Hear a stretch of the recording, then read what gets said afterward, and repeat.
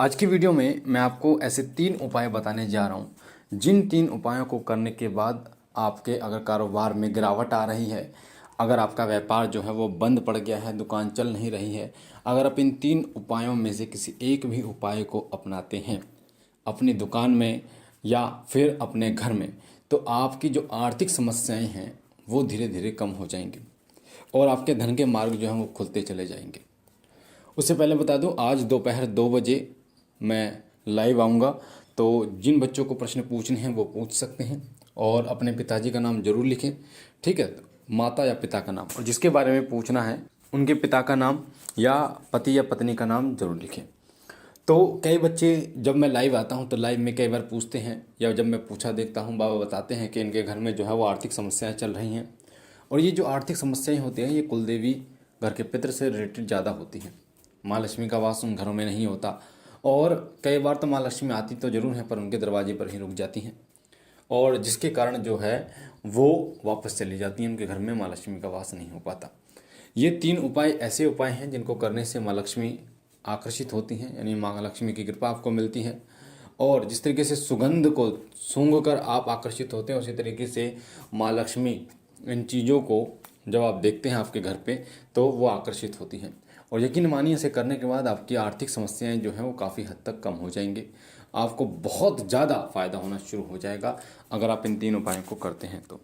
इसलिए वीडियो को ध्यान से सुनना बारीकी से, ताकि एक एक चीज़ समझ में आए, क्योंकि आज के समय में सभी लोगों को, अधिकतर लोगों को ये दिक्कतें हैं कि काम नहीं चल रहा, नौकरी नहीं लग रही, या कई लोग कहते हैं, मुझे कमेंट में पूछते हैं कि गुरुजी प्रमोशन नहीं हो रहा है, मैं क्या करूं। इस तरीके की समस्याएं जो है वो उनके साथ चल रही हैं, तो ये आपके बहुत काम की होंगी। तो आइए मैं आपको बताता हूँ क्या करना चाहिए आपको। सबसे पहला जो उपाय है जो आपको करना चाहिए, आपके मुख्य दरवाज़ा, जो आपका मुख्य दरवाज़ा होता है उसको आपको धोना है ज़रूर। रोज़ाना उसको धोइए, मुख्य दरवाज़ों, इस चीज़ का विशेष रूप से ध्यान रखिए। रोज़ाना मुख्य दरवाजे को धोना जरूर है। जो मुख्य दरवाज़ा है, आपके घर में 10 कमरे हो सकते हैं, 20 कमरे हो सकते हैं, 2-3 जितने भी कमरे हों, पर एक मुख्य दरवाज़ा जरूर होता है जो बाहर से अंदर कोई व्यक्ति आता है, उसको धोना है आपको। तो आपको क्या करना है कि तुलसी की जड़ होती है, तुलसी जो सकारात्मकता का प्रतीक बना माना जाता है और साथ ही भगवान विष्णु की प्रिय मानी जाती है तुलसी माता। तुलसी की पूजा सनातन में होती आती है, और कहा जाता है कि तुलसी माता जिस घर में होती है उस घर में सकारात्मकता होती है, माँ लक्ष्मी वास करती हैं, भगवान विष्णु भी उस घर में वास करते हैं, वो घर जो है वो अंधन से संपन्न रहता है। तो तुलसी की जो जड़ होती है ना, वो बहुत ज़्यादा लाभकारी होती है, वो माँ लक्ष्मी को आकर्षित करने में बहुत जल्दी काम करती है। तो आपको क्या करना है कि लाल कपड़ा लेना है छोटा सा, और उस लाल कपड़े में तुलसी की जड़ को जो है वो बांध देना है, और मेन अपना जो आपका मेन चौखट है उसके ऊपर आपको बीच में, साइड में, कहीं भी आप लटका देना है। इससे क्या होगा, इससे माँ लक्ष्मी आपके घर में प्रवेश करेंगी, धन संबंधी जो समस्याएं हैं धीरे धीरे खत्म हो जाएंगी, आपके काम जो रुके हुए काम हैं वो बनने शुरू हो जाएंगे। अगर आप नौकरी पर जाते हैं, कहीं भी जाते हैं, तो आप अपनी बाजू में इस जड़ को बांध सकते हैं, लाल कपड़े में अपनी बाजू में बांध सकते हैं। इससे भी आपकी सकारात्मक सोचने की क्षमता बढ़ेगी, साथ ही नए नए विचार जो आर्थिक आज़ादी यानी आर्थिक परेशानियों से आपको निकलने में मदद करेंगे, और एक नया फैसला लेने में आपकी मदद करेंगे जो आपके पक्ष में होना चाहिए। तो पहला उपाय तो ये है जो आपको करना चाहिए, ठीक है। दूसरा उपाय है, आपको पीले चावल लेने हैं। पीले चावल यानी उन चावलों को हल्दी में आपको रंग लेना है। 2 रुपये का सिक्का लेना है आपको, और 1 सुपारी लेनी है। उसे लाल कपड़े में बांधकर अपने घर की मेन चौखट पर आपको कहीं भी लटका देना है।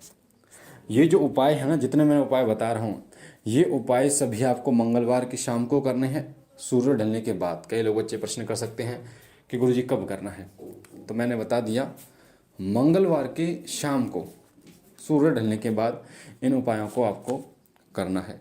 तो पीले चावल लेके 2 रुपये का सिक्का उसमें डाल के, 1 सुपारी लाल कपड़े में डाल के, और अपने घर के मेन चौखट जो होती है उसके कहीं भी ऊपर टांग देना है। इससे भी आपके घर में माँ लक्ष्मी का वास होता है। और जब भी आप पूजा करें तो धूप बत्ती जरूर दिखाएं उस पोटली को, और मेन चौखट को जरूर धोना है, जो आपके घर की मेन चौखट होती है, क्योंकि वहाँ पर कुल देवी का वास होता है। और कुल देवी हमारे घर में माँ लक्ष्मी रूप में भी वास करती है, कुल देवी हमारे इष्ट रूप में भी वास करती है, और हमारी मदद करती है हर तरीके से। इस चीज़ का विशेष रूप से आपको ध्यान रखना है। साथ ही तीसरा उपाय है, वो है आप अंदर से अब जाएंगे, अंदर से बाहर की तरफ जाएंगे तो सीधे हाथ की तरफ एक घी का दीपक, 2 इलायची और उसमें थोड़ी 1 चुटकी पिसी हुई हल्दी डाल दें। और ये जो दीपक है ये रोज़ाना शाम को जलाएं सूर्य ढलने के बाद। इससे भी माँ लक्ष्मी प्रसन्न होती है, माँ लक्ष्मी आपके घर में वास करती है। इन उपायों से होता क्या है, ये उपाय जो हैं वो दरिद्रता को आपके घर में नहीं घुसने देते। माँ लक्ष्मी की जो बड़ी बहन है वो दरिद्रता उनका नाम है, जिनका उद्भव जो हुआ था, जिन जो प्रकट हुई थी वो भी समुद्र मंथन से ही प्रकट हुई थी।